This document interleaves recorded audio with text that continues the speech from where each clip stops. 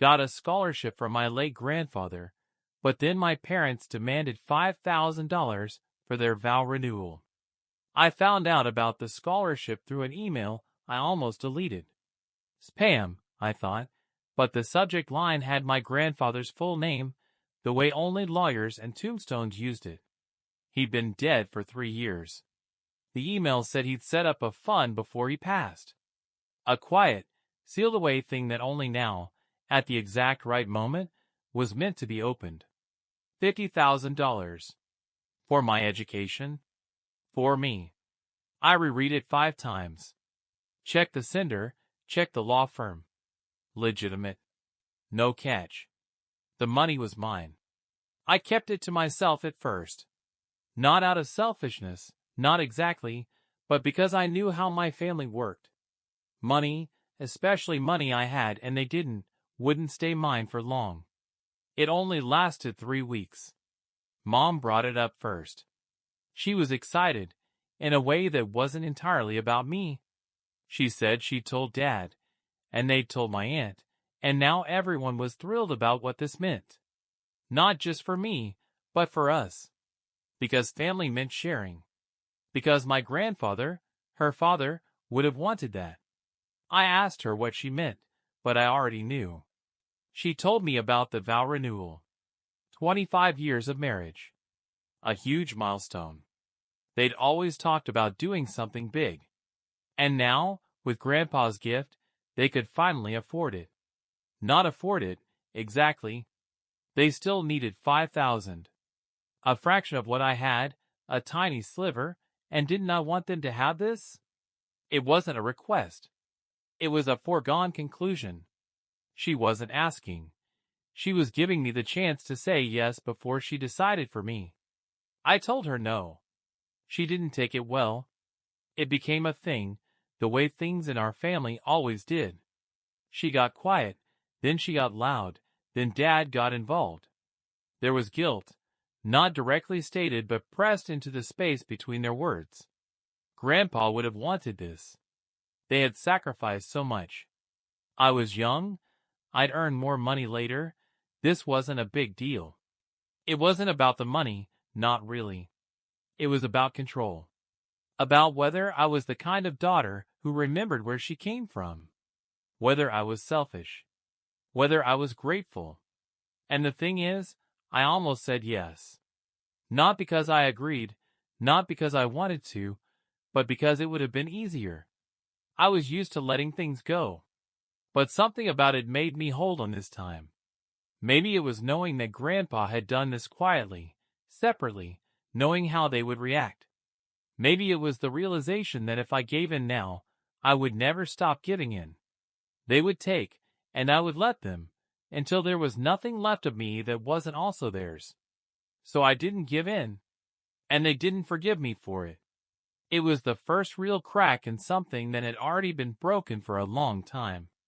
They stopped calling as often. When they did, the conversations were different. Shorter, heavier, like there was something rotting under the surface. My name stopped coming up in group texts. My aunt, who used to be on my side, stopped responding to my messages. Thanksgiving came and went without an invitation. When I asked, my mom said, "Oh, we just assumed you wouldn't want to come." They let me know the vow renewal still happened. Smaller than they wanted, but beautiful. They sent pictures, smiling in a way that felt performative. Like a message. See? We did it without you. I told myself I didn't care. That it didn't matter. That I had made the right choice. And mostly, I believed it. A month after the vow renewal, my father called. Not my mother, my father. He never called unless something was wrong. I answered, already knowing what was coming. They had put the rest of the renewal on credit cards. They thought they could pay it off, but things had gotten tight. They needed help. 5,000 would do it. The same amount. Again. I sat there, phone pressed to my ear, listening to a man who had never once borrowed money from me now treating it like a casual thing. Like it was normal. Like it was fine. He didn't even try to convince me. No guilt trip, no pressure, just a quiet expectation that of course I would do this. Of course I would fix it. I wondered if they had talked about this before he called. If my mother knew he was doing this. If she had put him up to it, or if he had made this call on his own. It didn't matter. I told him no. He didn't argue. Just sat there, breathing on the other end of the line, like he had already known what I would say. 2 days later, an email. Same law firm. Different subject line. Another fund, hidden deeper. Another 50,000. Locked. Untouchable by them. Marked specifically for my use and mine alone. My grandfather had planned this before he died, before he got sick, before any of this even happened. A final insurance policy. Just in case. I opened the attached letter and saw his signature at the bottom, the same one I had seen on birthday cards and Christmas envelopes. The money wasn't an accident. It wasn't a last-minute change.